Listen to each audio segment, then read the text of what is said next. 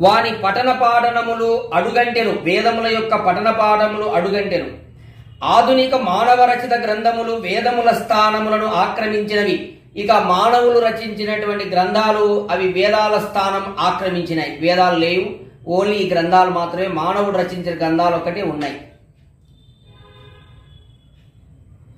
వేదములను శంఖాసురుడు హరించెనని లోకులు విశ్వసింపదొడిగిరి. మాతృభావముతో ఆదరింపబడు గోవులు భారతమున సహస్ర సంఖ్యలో ప్రతి దినము ఖడ్గములను ఆహుతులవుచుండెను.